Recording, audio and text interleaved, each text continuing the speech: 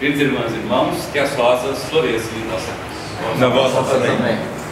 Hoje na palestra a gente vai falar sobre a questão da lei de semelhança, ou lei de semelhante é semelhante, e como que ela pode e deve trabalhar com a esperança de vida superior. Para uma pessoa que não está no caminho de desenvolvimento espiritual, cristão, essa lei funciona, só que ela, obviamente, a pessoa não sabe nem trabalhar com ela, então não tem a consciência dessa lei, e às vezes tem, vocês vão ver aí uma coisa que eu vou falar, e tenta utilizá-la de uma maneira extremamente egoísta e para tirar, vamos dizer, favores dela, né? E isso, obviamente, como uma lei divina, isso não existe. Então a pessoa fica naquela ilusão de que, estou usando a lei, e essa lei está me ajudando, né?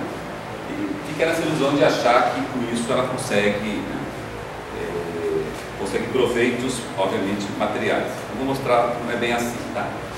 Mas como a esperança de vida superior é uma lei muito interessante, entender como é que funciona, como você deve utilizá-la, por que ela existe, da onde ela aparece, quando você tem consciência dela, e técnicas, algumas técnicas que eu vou mostrar aqui de como utilizá-la de maneira a potencializar o seu desenvolvimento espiritual. Então, é interessante a gente notar que essa lei de semelhante para semelhante, ou lei da semelhança, nós a utilizamos desde o momento em que nós começamos o nosso processo de descida, a partir do momento, logicamente, que uma vez encarnado a gente chega até o terceiro céu, não é? Então, a partir do terceiro céu, a gente já começa a utilizar essa lei de semelhança e semelhança, né? Ela que nos dá o material e nos impulsiona para a nova etapa, que no caso sempre uma nova vida terrestre. E obviamente isso acontece, como eu falei, no terceiro céu, onde nós temos uma vontade intensa, uma vontade muito forte de obter novas experiências, aqui no mundo físico, aqui encarnado. Porque lá no terceiro céu, desprovido de qualquer empecilho que nos faça ter a consciência do que realmente nós estamos fazendo, quer dizer, como é que acontece esse processo de evolução, nesse esquema de evolução, a gente tem a certeza absoluta que o baluarte da evolução é aqui, encarnado na região química do mundo físico. Que se eu não aprendo as coisas aqui, eu não vou aprender em lugar nenhum outro mundo. Para eu aprender, eu tenho que estar encarnado. Quando eu estou desencarnado, eu não estou aprendendo, eu estou assimilando. Não é? Desencarnado, eu não aprendo, eu assimilo. Isso obviamente redunda muitas outras coisas na filosofia Rosa Cruz, né? A questão de você desenvolver pelos atos, a questão de que fé sem obras é morta, e etc. e tal. Esses são os motivos, né? Por causa disso. E lá no terceiro céu a gente tem consciência enorme de que isso é uma verdade e que essa verdade é que nos impulsiona para um novo renascimento. E aí a gente, por vontade própria, isso é importante, é a nossa vontade, e é por nossa vontade, nós começamos a escolher alguns panoramas de vida. São-nos dados vários panoramas de vida. Lógico que esses panoramas de vida, eles estão correlacionados com o quanto de dívida nós temos. Se você tem muitas dívidas passadas, os panoramas de vida que a gente tem à disposição são extremamente restritos. Porque você tem que pagar dívida. Tem jeito, né? Se tem poucas dívidas, se somos pessoas que passamos dívidas anteriores buscando a parte espiritual e buscando pagar as nossas dívidas e não fazer outras, né? Então, o tamanho, a quantidade de panoramas é muito maior. Isso é interessante, né?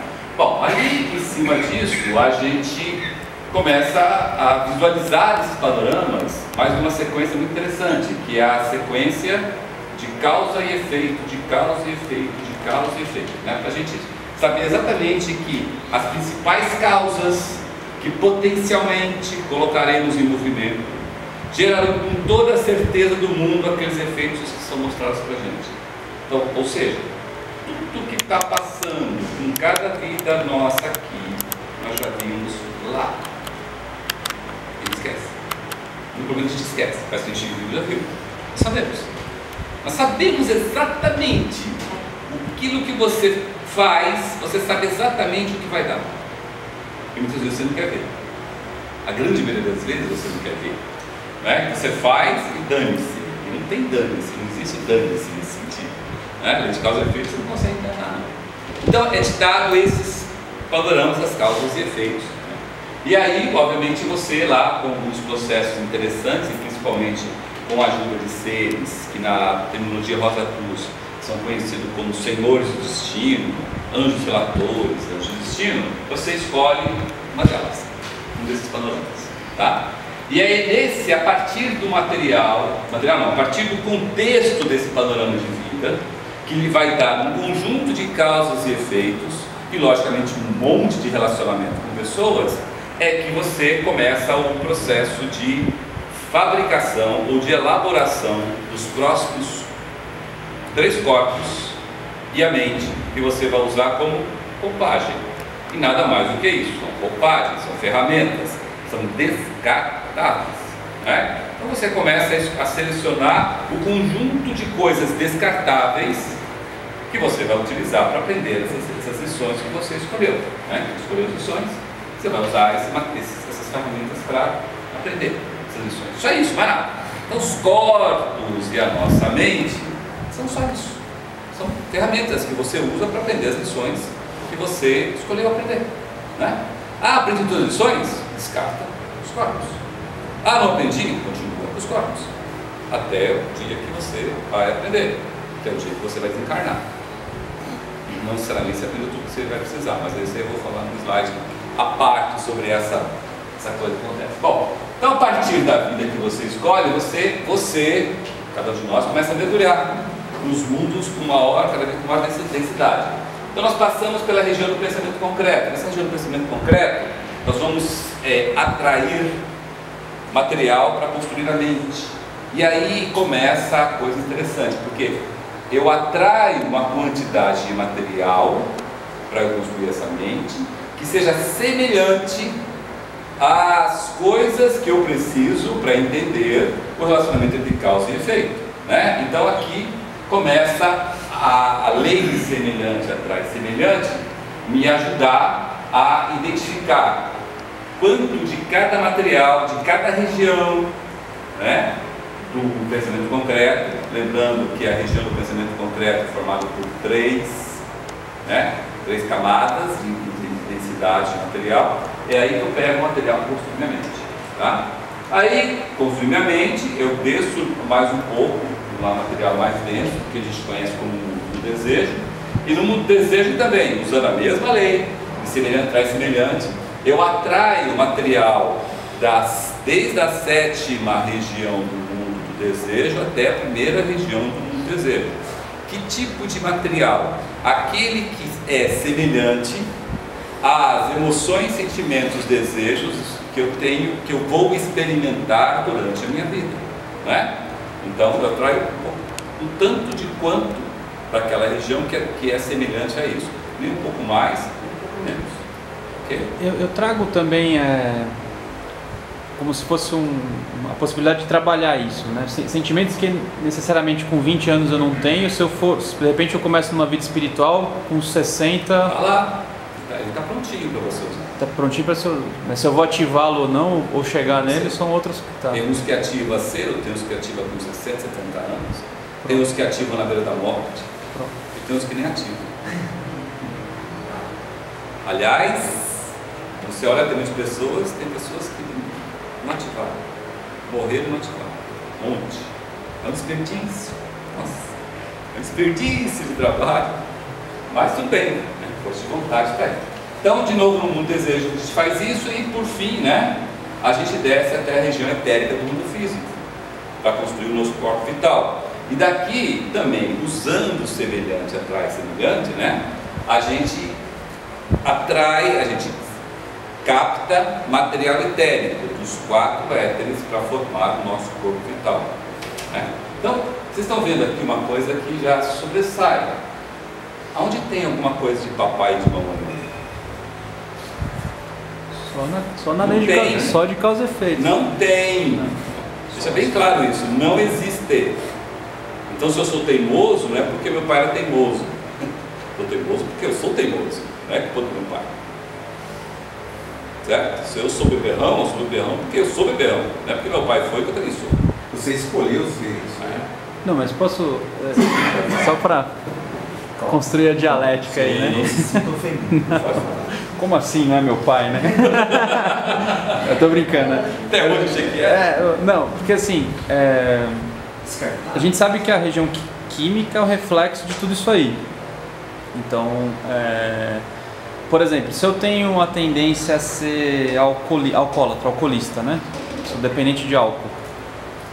A gente sabe que a genética participa disso, mas não que a genética determina isso. Eu escolho um corpo físico pela teia do destino, pelas pessoas que eu tenho débito, que vão ter os genes ali necessários para que meu corpo físico expresse essa tentação.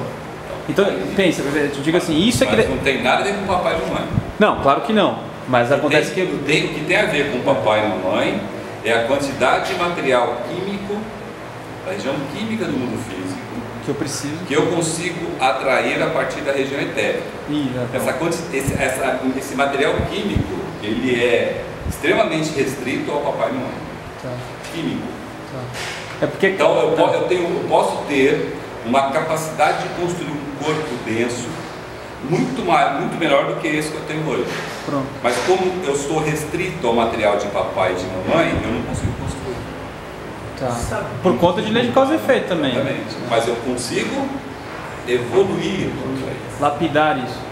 Eu posso ter, pelo fato de eu ter essa tendência, e obviamente por outras condições, eu posso ter um corpo cujo fígado não é dos melhores. E aí eu olho e falo, puta merda, a do meu pai também não é dos melhores. Então a culpa é do meu pai. Não. A culpa é minha porque eu escolhi isso, eu escolhi essa exceção, certo? Agora, eu tenho a capacidade de regenerar meu fígado, o que meu pai não teve. Pronto. Porque eu tenho material etérico muito mais do que ele. Entendeu? Dando continuidade a isso, uma curiosidade. Mas no caso dos pais, você pode ter um problema, um empecilho que transmite para o descendente, que venha impedindo. Não. Tudo que está na sua vida, ele está latente.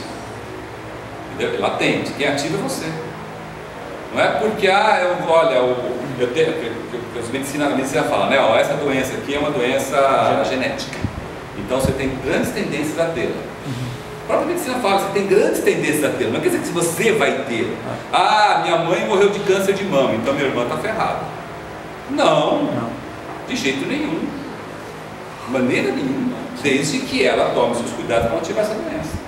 É que a gente tem o costume de sempre botar a culpa nos outros. Então é muito mais tranquilo, né? Você fala, olha, igual a Angelina Jolie, né? Sim. Arranca os dois seios lá porque minha mãe, minha tia, não sei quem, minha avó. Para prevenir, eu já vou tirar. Sei lá o que, quantas gerações para trás que ela catou lá, teve câncer de mama. Então já tiro os dois para tiro. Isso é ridículo. Isso é ignorância pura. Você lembra, o próprio ginecologista meu, há 20 anos atrás, ele já falava que o fato da minha mãe ter tido lá atrás, depois ela teve novamente, não queria dizer que uma de nós fôssemos ter. O ginecologista falou, não fui eu. Entendeu? Então você tem a tendência. Agora, quando a gente tem a tendência, nós seres humanos, a gente acha que a tendência é algo que é fatídico. Determinante. Mas cômodo falar isso. Mas cômodo falar que eu vou ter câncer, eu tive câncer porque meu pai teve, então, eu não podia fazer nada. Eu não tinha nada para fazer. Meu pai teve, então eu vou ter mesmo, é só esperar. Mas não é um orientador para o futuro, ou tem essa predisposição, tem que observar mais isso. Não, mas acontece o seguinte, todas as doenças que a gente tem, elas estão latentes. A ativação dela é exclusivamente nossa.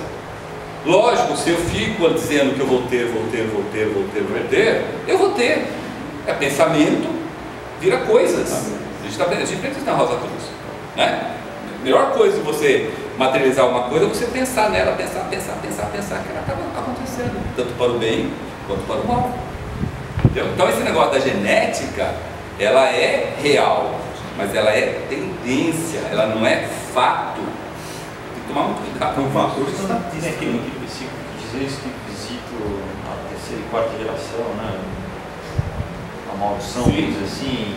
Então, vibracionalmente, você escolheria uma família que já teria para você prender as lições para você escolher. Sim. Exatamente.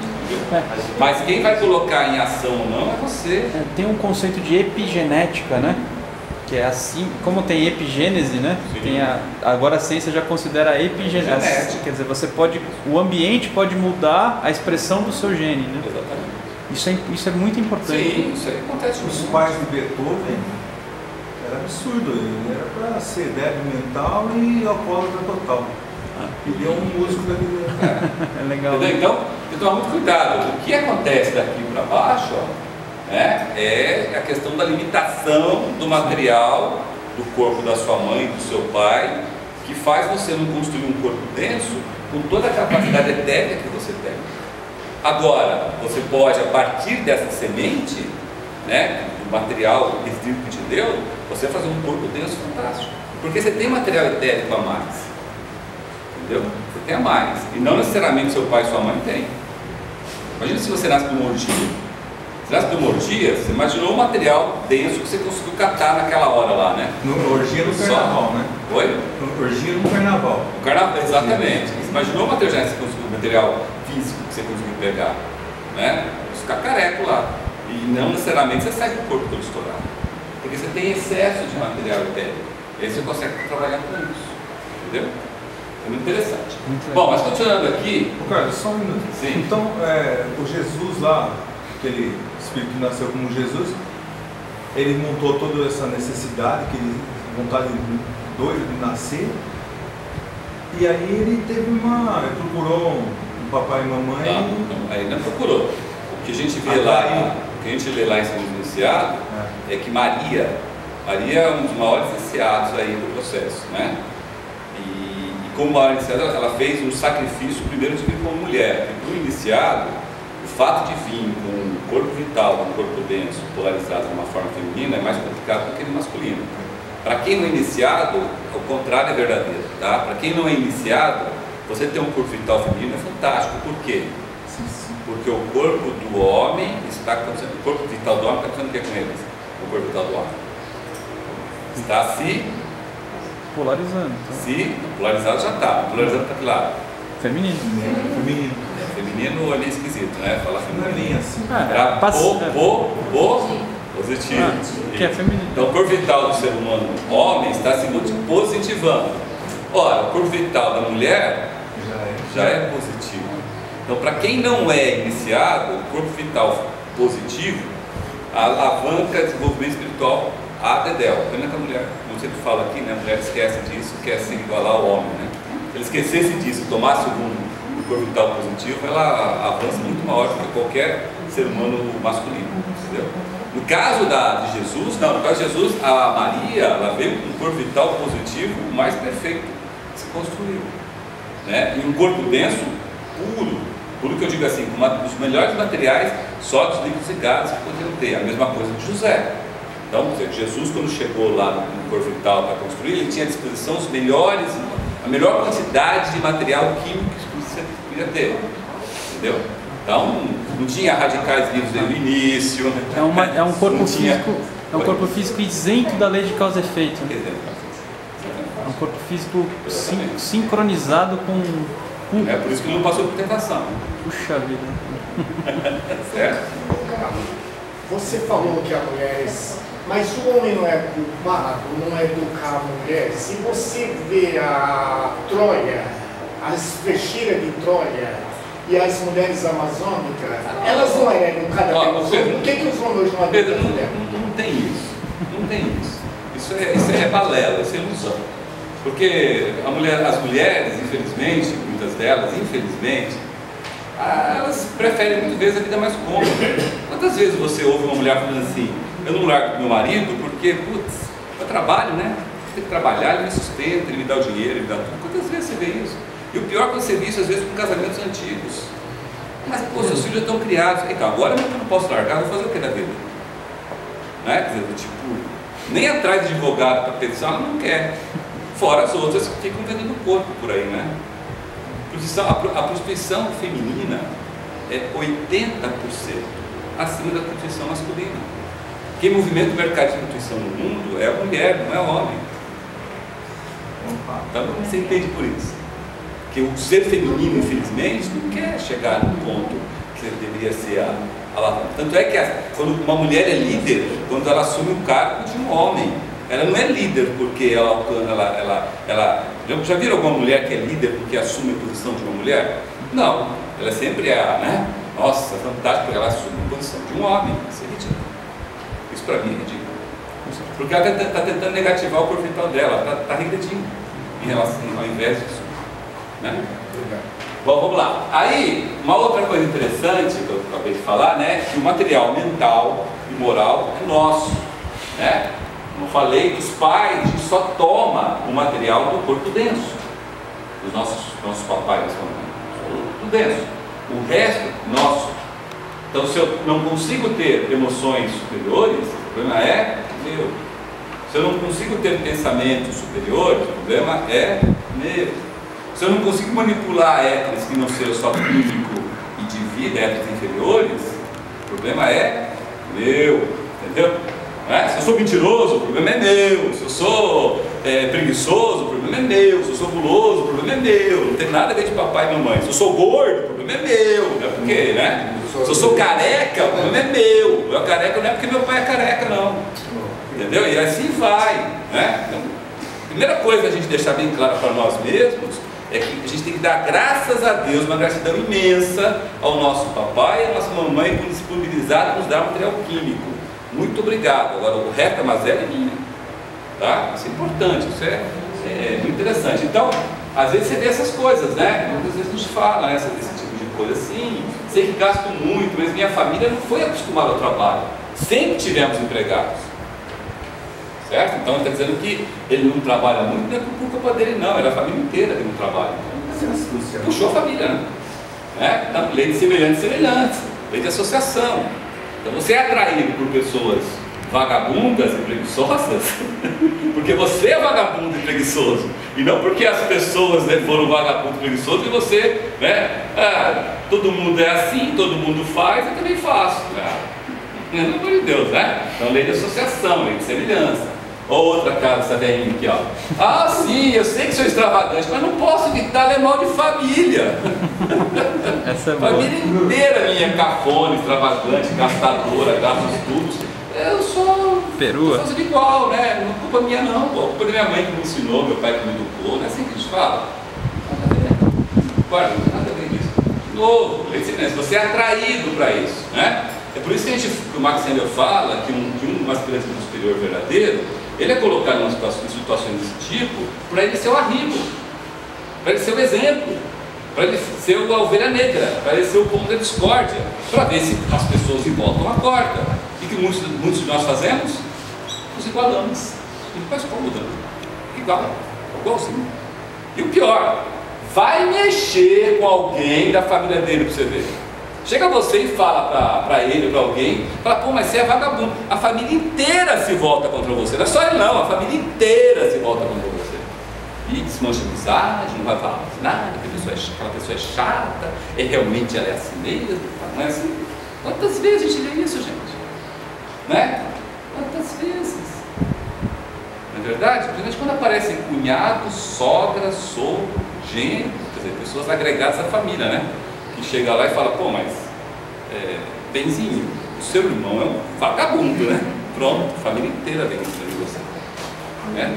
Quiçá não vem a esposa também. Você pega muito no pé do meu irmão, você não gosta da minha família. Não é verdade? Então, associação, semelhante é semelhante. Você se sente semelhante aqui. Isso é muito perigoso nesse sentido.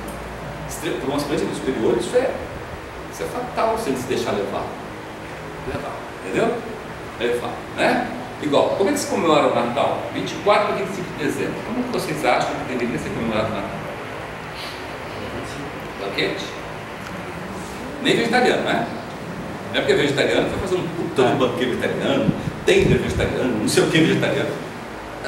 O erro é o mesmo. Por quê? No momento em que o nosso Salvador, o Cristo, né? Ele está fazendo o quê? Carregando o fardo, né? Está se preparando para sair do centro. Porque ele começou a entrar no centro lá em setembro. Chegou no centro da Terra em 20 e 21 de dezembro. E na noite 24 de dezembro ele está se preparando para sair.